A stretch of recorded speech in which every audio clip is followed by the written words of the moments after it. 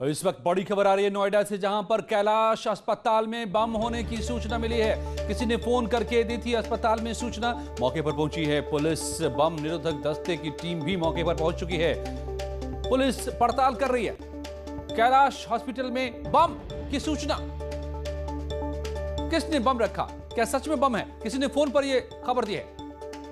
प्रीति श्रीवास्तव हमारी संवाददाता मेरे साथ जुड़ गए हैं। प्रीति, क्या जानकारी मिल रही है, कौन है ये खबर देने वाला, क्या इस वक्त चल रहा है कैलाश हॉस्पिटल में? डॉक्टर महेश शर्मा का है हॉस्पिटल, स्थानीय सांसद। बिल्कुल अजय, इस वक्त की सबसे बड़ी खबर यह है कि कैलाश अस्पताल में बम की सूचना पुलिस के द्वारा अस्पताल के जो स्टाफ है उसको दी गई। उसके बाद जो अस्पताल है, अस्पताल ने इसकी सूचना पुलिस को दी और पुलिस की जो टीम है और बम निरोधक दस्ता जो है वो मौके पे पहुंच चुका है।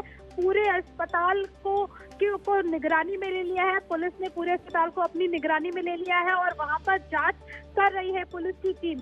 बम निरोधक जो दस्ता है वो भी वहां पे जांच कर रहा है। हालांकि अभी कुछ मिला नहीं है, लेकिन अभी जो बम निरोधक दस्ता है और जो पुलिस की टीम है वो अस्पताल के अंदर मौजूद है।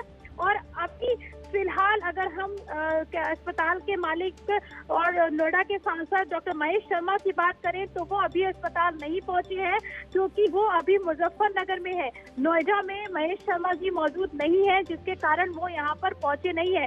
लेकिन अस्पताल के जो आला और डॉक्टर्स हैं और जो वहाँ के डायरेक्टर हैं अस्पताल के, वो वहाँ पर पहुंच चुके हैं और सभी लोगों को अस्पताल के बाहर रखा गया है, क्योंकि अंदर पुलिस और बम निरोधक जो दस्ता है वो अंदर जांच कर रही है। क्या इस बारे में कोई जानकारी मिल पा रही है प्रीति कि खबर देने वाला कौन शख्स था, क्या उसने बताया है?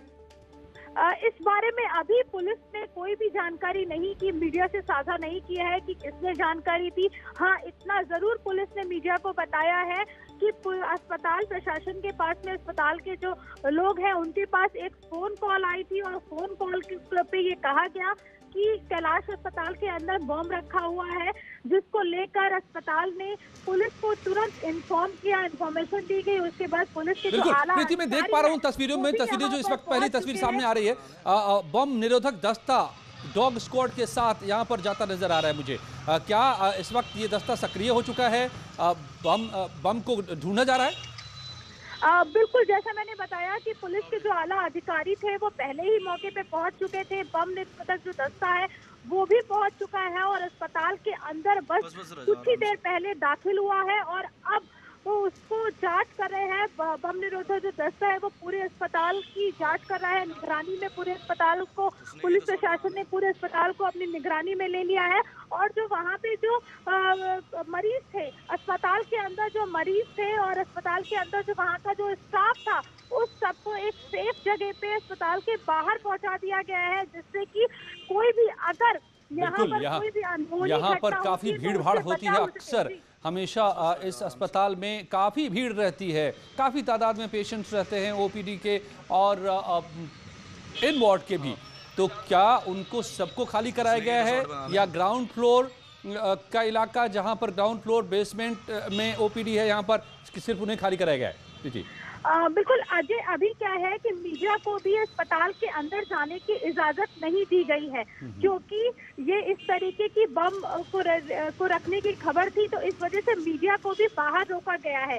अभी जो है वो एक जो फ्लोर है अस्पताल का, जहां पर ये फोन करके जानकारी दी थी कि अस्पताल में हो सकता है, उस फ्लोर को खाली करवाया गया है। हालांकि सभी मरीजों को और सभी स्टाफ को एक सुरक्षित जगह पे अस्पताल से बाहर पहुंचा दिया गया है। मरीजों को अस्पताल से बाहर पहुंचाया गया है, काफी मरीजों को जो ग्राउंड फ्लोर है, बेसमेंट का है, वो खाली कराया गया है। नोएडा के कैलाश अस्पताल में बम की खबर किसने दी है फोन पर? इस वक्त की बड़ी खबर नोएडा से, यह अस्पताल डॉक्टर महेश शर्मा, पूर्व केंद्रीय मंत्री और नोएडा के मौजूदा सांसद का अस्पताल। और नोएडा से एक और बड़ी खबर आ रही है, अवैध कच्ची जहरीली शराब बरामद हुई है। बंद मकान में बनाई जा रही थी ये शराब, सिग्मा सेक्टर में बनाई जा रही थी ये शराब। पुलिस ने 4 लोगों को हिरासत में लिया है। बीटा 2 थाना इलाके के सिग्मा सेक्टर का मामला। नोएडा में कच्ची शराब, अवैध शराब, बंद कमरे में चल रहा था ये। एक देसी शराब की फैक्ट्री पकड़ी गई है, 720 क्वार्टर और अवैध देसी शराब बनाने के सामग्री, एक कार भी बरामद हुई है। इसमें 8 मुख्य अभियुक्त हैं, जिसमें 2 स्थानीय और शेष मैनपुरी और बुलंदशहर के रहने वाले हैं।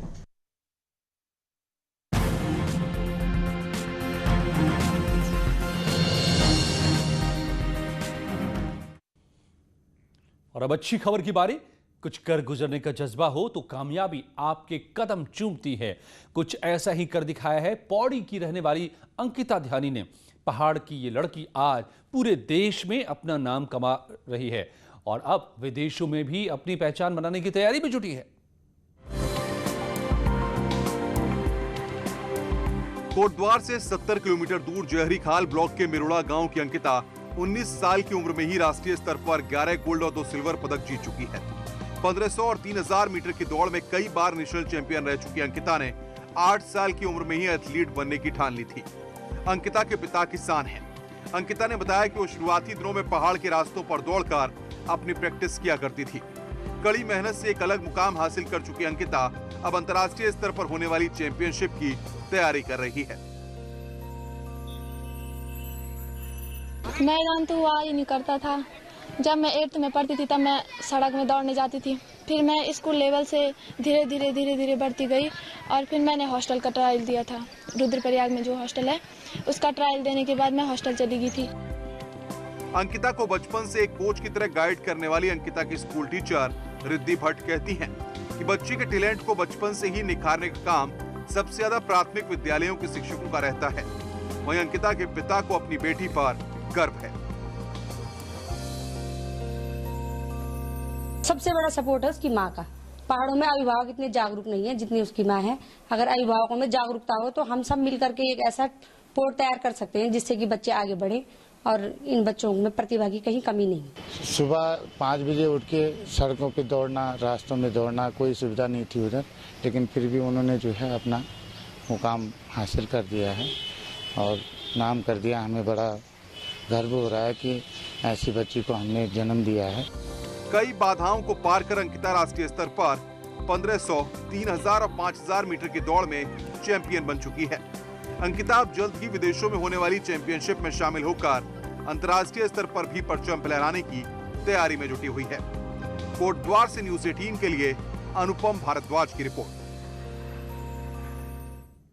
पुणे में सीरम इंस्टीट्यूट के ऑफिस में आग लगने की खबर आ रही है। सीरम इंस्टीट्यूट के टर्मिनल 1 गेट में आग लगी है। आग लगने की वजह अभी साफ नहीं हो पाई है। आग पर काबू पाने की कोशिश जारी है।